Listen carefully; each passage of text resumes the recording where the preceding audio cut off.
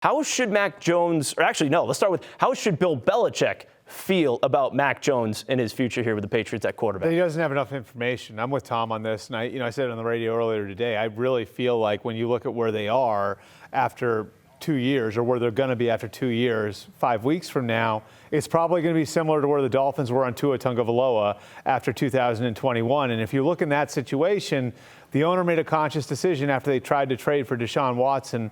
We need to do everything we can to get a clear answer on the guy. And so they went out and they got Tyreek Hill. They signed Teron Armstead. They hired Mike McDaniel. They put infrastructure around him so they'd be able to get a clear read on what Tua's ceiling is as a player. And I think we've got a much clearer look at who Tua is right now because of what they put around him than we had 8 or 9 months ago. And I think it's incumbent on everyone in the Patriots organization now in 2023 to figure out what they've got in Mac Jones, and that means getting the right coaches and the right players around him. Okay, but you're talking right there. I mean, that's Jalen Hurts, Tua Tagovailoa. You know, those two teams went out there and got top-tier wide receivers. They traded for them. They invested in that position.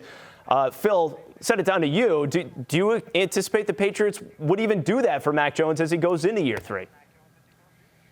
I'm not sure. I'm not sure how they would do it. If they did do it, it probably would have to come via trade. I think if you look at the free agent crop of receivers available this coming off season, the best one on the list might be Jacoby Myers, who's already here in the building. And if you let him go, then what becomes of your offense? Because he's been far and away the most dependable guy in their passing game. So I personally don't see that. I think the fastest way to getting an answer on your quarterback, to seeing the improvement that you need to see, to be able to make that decision on whether or not you give him a long-term contract, would come via the coaching staff. That, to me, is the quickest fix. I think that's the quickest fix, and I think the point that when you look at what Miami did, as Albert pointed out, they first tried to get one of the 5 best in the league in Deshaun Watson, who has a dual threat ability.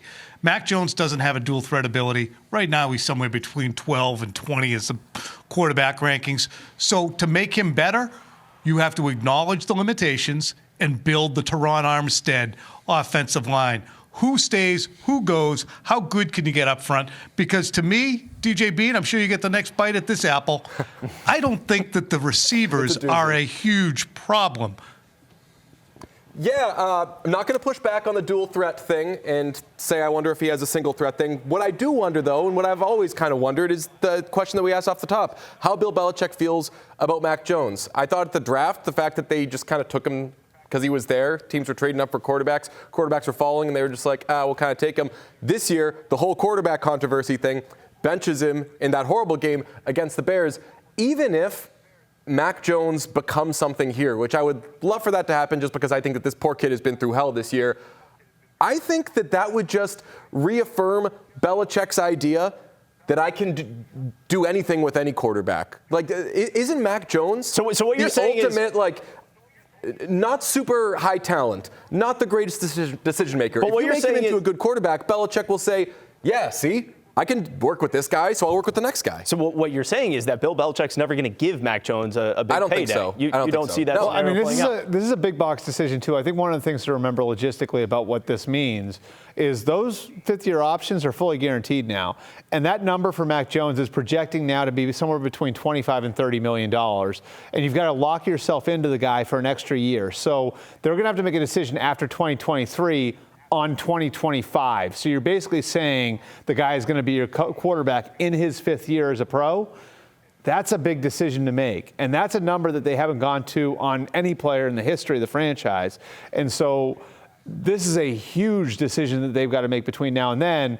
And if you say no, you know what, then you're back in the abyss looking for one, which is where you were in 2020. It wasn't pretty then. But I also feel like they should still be kind of in the abyss anyway. Like, I didn't hate the Bailey Zappi pick, and I think that Zappi projects more as a backup. But, I don't know, keep throwing darts until you think that you actually have a guy. But I hear what you're saying. If you end up declining that 5th-year option and then he ends up being good, then, yeah, you screwed yourself. But there's another way you can screw yourself, and it's by committing to somebody who isn't any good. Thomas Curran, back to you.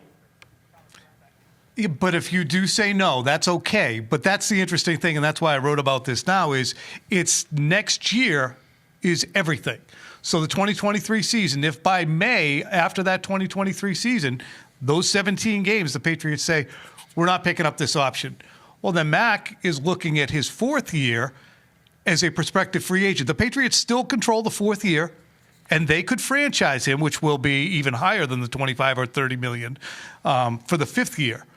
So they do still have control, and they can play it out and wait to throw that dart that DJ's talking about. They could, but then you get into dangerous territory if you're the Patriots, if Mac Jones is good enough to keep around, because there's always that danger of, well, if we move on from him, then what's next? Because are we dipping back into the draft? And if we like him better than anybody in this year's draft class, now we have to franchise him again, and then maybe a second time? Like, the money starts to get a little bit out of control. It's what happened with Kirk Cousins in Washington. Kirk Cousins is not a great quarterback, but the reason he's been paid as much as he has been over the last few years was because he had leverage over a team that was afraid of what came next, because it is so hard to fill that position. It happened with Dak Prescott in Dallas, too. In conclusion, this whole thing could be clear. It'd be nice if it was clearer and we had a better idea of what Mac Jones was. But, hey, you know what? That's not the way they set things up this year with the weapons and with the coaching staff and everything else.